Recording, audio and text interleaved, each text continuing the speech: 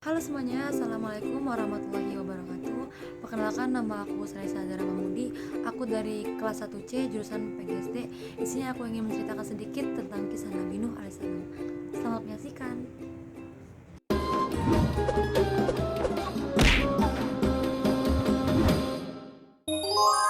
Kisah Nabi Nuh alaihi salam. Setelah wafatnya Nabi Idris alaihi salam, iman kaumnya semakin lama semakin menipis.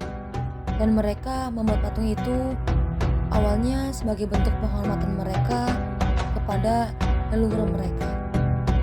Namun lama-kelamaan mereka membuat patung itu bukan sebagai bentuk penghormatan, melainkan sebagai Tuhan untuk mereka sembah. Yang konon katanya, menurut mereka, dengan menyembah patung, maka mereka akan mendapatkan kebaikan dan menolak bala.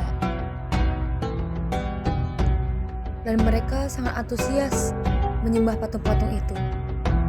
Dan mereka sangat memiliki keteguhan dalam hatinya bahwa patung itu akan memberikan mereka sebuah kebaikan dan keberkahan bagi mereka. Tentu saja itu semua pekerjaan iblis dan pasukannya untuk menghasut mereka agar tidak menyembah Allah. Setelah Allah melihat tingkah mereka, Allah pun mengutuskan Nabi Nuh alaihissalam untuk meneruskan dakwahnya Nabi Idris alaihissalam. Dan siapakah Nabi Nuh alaihissalam itu? Nabi Nuh alaihissalam merupakan cucunya dari Nabi Idris yang soleh, berbakti kepada Allah, dermawan, sabar, dan rajin beribadah. Dan mulailah beliau berdakwah dan menyampaikan kebenaran ajaran Allah dan menyebarkan agama Islam. Dan Nabi Nuh merupakan Nabi Allah yang pertama Allah angkat sebagai Rasul. Dan mulailah beliau berdakwah dan menyampaikan kebenaran ajaran Allah dan menyebarkan agama Islam, yang dimana beliau berdakwah dengan sembunyi-sembunyi awalnya dan mendatangi rumah kaumnya dari pagi hingga malam. Dan itu beliau lakukan secara terus-menerus di setiap harinya selama 950 tahun lamanya. Dan beliau pun datang ke rumah kaumnya, datang seorang diri tanpa ditemani. Lalu dari hasil dakwahnya yang secara diam-diam yang menjadi pengikutnya kurang lebih hanya 50 orang, sangat sedikit sekali. Lalu beliau mencoba memberanikan diri dan mencoba untuk berdakwah secara terang-terangan. Ketika Nabi Nuh alaihissalam sedang berdakwah tentang ajaran agama Islam, hampir sebagian kaumnya tidak mau mendengar dakwah beliau. Mereka menutup kupingnya rapat-rapat dan terlihat sangat membosankan ketika mendengarkan dakwah Nabi Nuh alaihissalam. Alhasil dakwah secara terang-terangan yang beliau sampaikan kepada kaumnya hanya bertambah sedikit sekali. Yang mau menjadi pengikutnya kurang lebih menjadi 80 orang. Lalu tiba-tiba di tengah Nabi Nuh alaihissalam berdakwah, ada salah satu di antara kaumnya yang berkata, "Hei Nuh, kalau kau yakin dengan ajaran yang kau sampaikan itu benar, cobalah turunkan azab untuk kami. Kalau azab itu tidak muncul, maka kaulah yang berdusta." Nabi Nuh alaihissalam pun berdoa kepada Allah dan bersedia apa yang terjadi. Allah pun berfirman bahwa memang pengikutmu hanya 80 orang. Lalu Nabi Nuh alaihissalam pun berdoa dan berkata, "Ya Tuhanku, di antara kaumku itu ada yang menantang kepadamu untuk datangkan azab. Jika ajaran yang kusampaikan ini benar, tolonglah ya Tuhanku datangkan azab kepada mereka." Allah pun memerintahkan Nabi Nuh alaihissalam untuk membuat kapal yang besar, dan Allah pun memberikan ilmu untuk membuat kapal besar itu.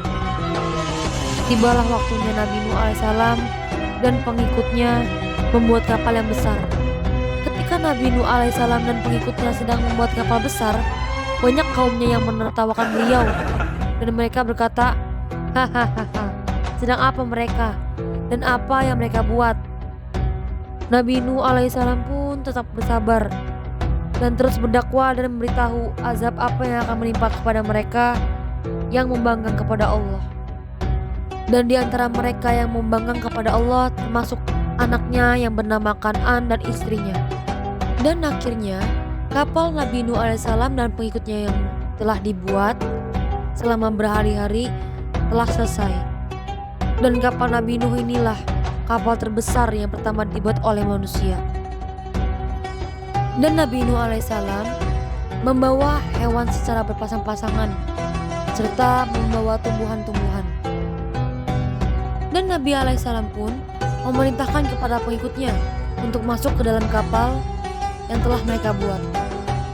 Lalu tiba-tiba angin bertiup sangat kencang, awan menjadi gelap, hujan turun begitu deras, dan semakin lama air pun semakin meningkat dan menenggelamkan manusia yang selalu menolak menentang dakwahnya Nabi Nuh alaihissalam. Dan dilihat banyak manusia-manusia terombang-ambing oleh ombak, terbawa arus ombak, termasuk anak dan istrinya yang membangga kepada Allah. Lalu Nabi Nuh alaihissalam pun melihat anaknya yang sedang berusaha menyelamatkan diri.